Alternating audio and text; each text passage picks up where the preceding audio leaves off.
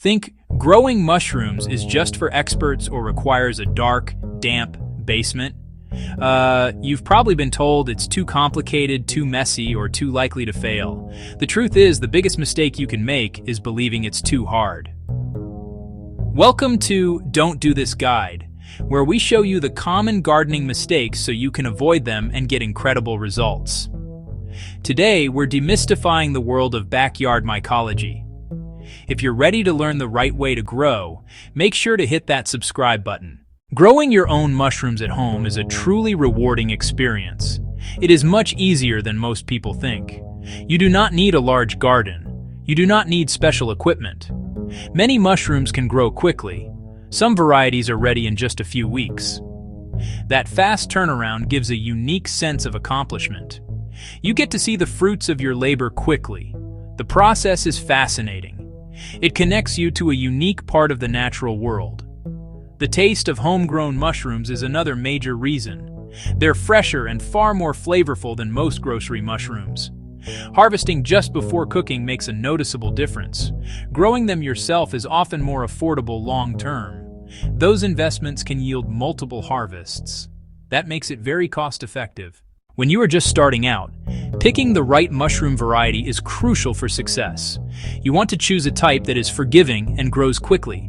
This helps build your confidence and shows you that you can do it. The best choice for a first-time grower is almost always the oyster mushroom. Gray oyster cluster, shiitake on a log, lion's mane single oysters are incredibly resilient. They can grow on straw, sawdust, coffee grounds. They are not very picky about conditions and will often produce mushrooms even if things aren't perfect. Oysters come in colors: pink, yellow, blue, which makes growing fun to watch. Another fantastic option for beginners is the shiitake mushroom. Shiitakes have a wonderful, savory flavor and a meaty texture. If you want to grow something truly unique, consider lion's mane, surprisingly easy and tolerant for beginners. To grow mushrooms, you need to understand two basic components: spawn and substrate. Think of spawn as the equivalent of seeds for a plant. It is not actually a seed, but rather a carrier material that has been fully colonized by the mushroom's living root network. This mycelium consists of countless tiny thread-like structures. It can come in several forms, such as grain spawn, sawdust spawn, or plug spawn. You typically buy spawn from a specialized supplier. The spawn is the starter culture that you will introduce to a food source to get your mushroom patch going. The substrate, on the other hand, is the food source for the mushrooms. It is the bulk material that the mycelium will grow through and digest. For example, oyster mushrooms love to grow on straw or sawdust. Shiitake mushrooms thrive on hardwood logs or sawdust blocks. Button mushrooms need a rich, composted material. Preparing the substrate correctly is very important, as it needs to be nutritious for the mushroom, but not for unwanted molds. The process works by introducing the spawn to the substrate. This step is called inoculation. The mycelium then begins to grow and spread throughout the new food source. Colonization can take weeks to months. Keep hands, tools, and your work area clean to prevent contamination and give your mushrooms the best chance to grow strong. One of the most traditional and long-lasting ways to grow mushrooms is on logs. This method is perfect for wood-loving mushrooms like shiitake, lion's mane. You will need freshly cut hardwood logs, oak, maple, beech, drill holes, fill with sawdust spawn or small wooden plugs, then seal with melted wax. Keep the logs in a shady, damp spot, and in 6 months to a year, they'll start producing mushrooms. A much faster method is a mushroom bed. Choose shade, layer cardboard, pasteurized straw, mushroom spawn to about a foot deep, then cover with straw or burlap and keep moist for mushrooms in weeks. For limited space, the bucket method is excellent, ideal for oysters on a patio, balcony, or shed. Each method has benefits. Logs produce for years, beds give large, quick harvests, buckets are clean, portable, and controlled. The first and most important step is to create a clean workspace. Thoroughly clean your surface, wash hands or wear clean gloves, and wipe knives and spoons with alcohol. Prepare substrate and pasteurize, about 160 to 180 degrees Fahrenheit, 70 to 82 Celsius for about an hour. Then cool and drain until only a few drops squeeze out. Break up your spawn, sprinkle evenly, and mix thoroughly so the spawn is well distributed for fast, uniform colonization. Pack into its container. Logs get spawn in pre-drilled holes. Beds are layered. Buckets packed firmly but not overly tight.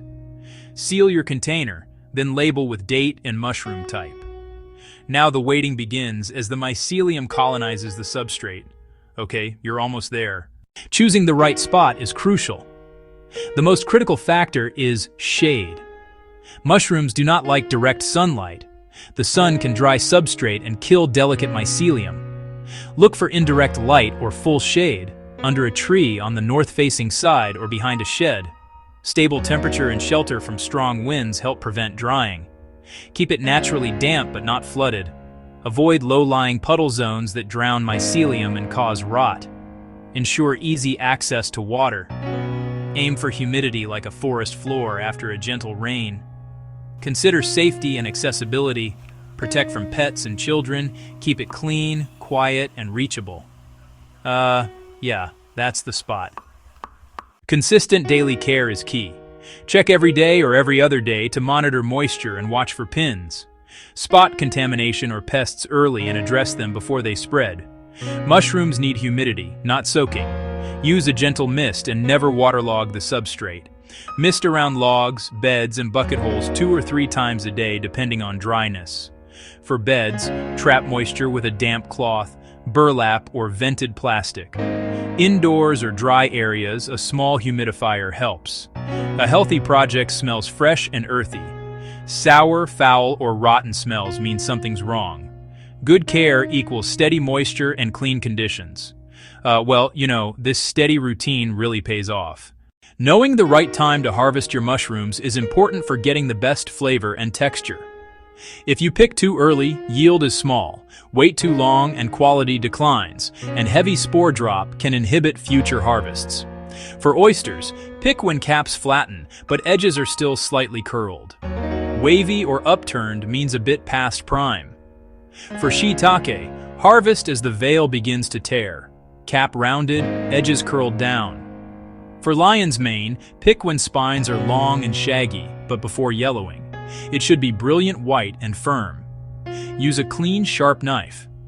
Cutting close to the base avoids damaging the substrate and keeps mycelium healthy for future flushes.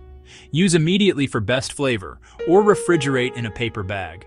With good care, expect multiple flushes. Starting with 3 or 4 different varieties at the same time is a recipe for confusion.